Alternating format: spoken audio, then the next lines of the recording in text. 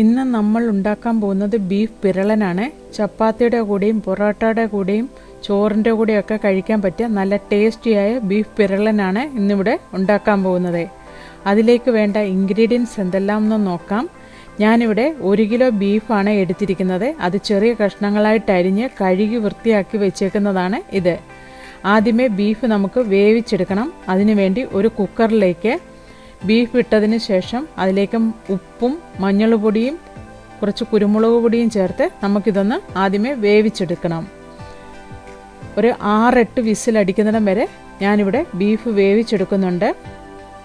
ബീഫിന് എപ്പോഴും കുറച്ച് വേവ് കൂടുതലായിരിക്കും. അതിനാൽ ബീഫ് നമുക്ക് കുക്കറിൽ തന്നെ വേവിച്ചെടുക്കാം.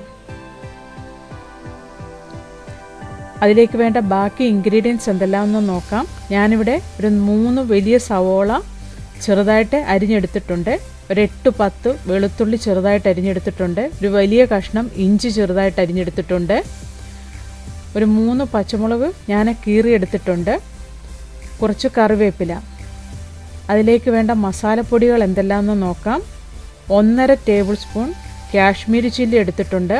1 ടേബിൾ സ്പൂൺ മല്ലിപ്പൊടി എടുത്തിട്ടുണ്ട്. 1/2 ടീസ്പൂൺ മഞ്ഞൾപ്പൊടി എടുത്തിട്ടുണ്ട്. 2 ടേബിൾ സ്പൂൺ ഗരം മസാലപ്പൊടിയും ഞാൻ എടുത്തിട്ടുണ്ട്. ഇത്രയും ഇൻഗ്രീഡിയൻസ് ആണ് അത് ഉണ്ടാക്കാൻ വേണ്ടത്. അതിനിയും ഉണ്ടാക്കുന്നത് എങ്ങനെയെന്ന് നോക്കാം. നമ്മുടെ ബീഫ് കുക്കറിൽ വെന്ത് വന്നിട്ടുണ്ട്. ഇനിയും നമുക്കിത് ഉലർത്തിയെടുക്കാനായിട്ട് തുടങ്ങാം. ഒരു പാത്രത്തിലേക്ക് എണ്ണ ഒഴിച്ച് അതിലേക്ക് 1 ടീസ്പൂൺ പെരിഞ്ജീരകം ഇട്ട് കൊടുക്കാം. പെരിഞ്ജീരകം ഒന്ന് പൊട്ടി വരുമ്പോൾ അതിലേക്ക് നമ്മൾ അരിഞ്ഞു വെച്ചിരിക്കുന്ന വെളുത്തുള്ളി ചേർത്ത് കൊടുക്കാം. വെളുത്തുള്ളി ഒന്ന് നല്ലതായിട്ടൊന്ന് മൂത്ത് വരണം. അതിൻ്റെ മണമൊക്കെ വരുന്നിടം വരെ നമുക്കിതൊന്ന് മൂപ്പിച്ചെടുക്കാം. ഒരുപാട് ബ്രൗൺ കളറാകണ്ട, അല്ലാതൊന്ന് നല്ലതായിട്ടൊന്ന് മൂത്ത് വന്നാൽ മതി. അതിലേക്ക് അരിഞ്ഞു വെച്ചിരിക്കുന്ന ഇഞ്ചി ചേർത്ത് കൊടുക്കാം. ഇഞ്ചിയും ചേർത്ത് നല്ലതായിട്ടൊന്ന് വഴറ്റിയെടുക്കാം. ഇഞ്ചിയുടെയും വെളുത്തുള്ളിയുടെയും ഒക്കെ പച്ചമണം മാറുന്നിടം വരെ നമുക്കിതൊന്ന് വഴറ്റിയെടുക്കാം. ഇഞ്ചിയും വെളുത്തുള്ളിയും നല്ലതായിട്ട് വഴന്നതിന് ശേഷം അതിലേക്ക് നമ്മൾ അരിഞ്ഞു വെച്ചിരിക്കുന്ന സവോള ചേർത്ത് നല്ലതായിട്ടൊന്ന് വഴറ്റിയെടുക്കാം. ഇതും നല്ലതായിട്ട് വഴന്നു വരണം.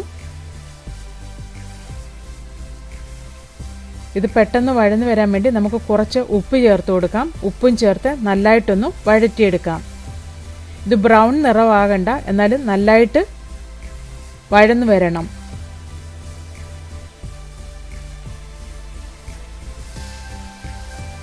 നമ്മുടെ സവോള നല്ലതായിട്ടൊന്ന് വഴന്നു വന്നിട്ടുണ്ട്.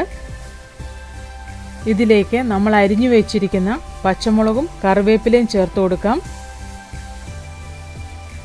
നമ്മുടെ സവോള ഒരുവിധം നല്ലതായിട്ട് വഴന്നതിന് ശേഷം മാത്രമേ പച്ചമുളകും കറിവേപ്പിലയും ചേർത്ത് കൊടുക്കാവൂ. അത് ഒരുപാട് വഴന്നു പോകേണ്ട ആവശ്യമില്ല. പച്ചമുളകും കറിവേപ്പിലയൊക്കെ നല്ലതായിട്ട് വഴന്നു കഴിയുമ്പോൾ അതിലേക്ക് നമ്മൾ എടുത്തു വെച്ചിരിക്കുന്ന മസാലപ്പൊടി ചേർത്ത് കൊടുക്കാം. മസാലപ്പൊടിയും ചേർത്ത് നല്ലതായിട്ടൊന്ന് മൂപ്പിച്ചെടുക്കാം. ഈ എണ്ണയിൽ കിടന്ന് തന്നെ ആ പച്ചമണമെല്ലാം മാറുന്നിടം വരെ നല്ലതായിട്ടൊന്ന് മൂപ്പിച്ചെടുക്കണം.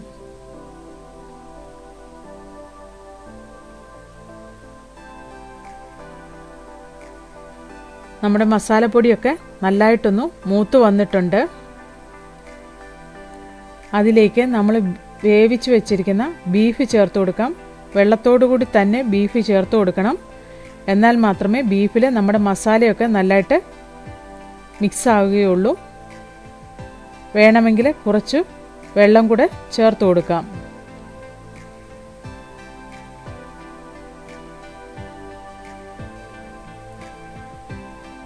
ഇനി നമുക്ക് ഈ മസാലയിൽ നല്ലതായിട്ടൊന്ന് ബീഫ് വരട്ടിയെടുക്കാം. നമ്മുടെ ബീഫ് നല്ലതായിട്ട് മസാലയിൽ പുരണ്ട് വന്നിട്ടുണ്ട്.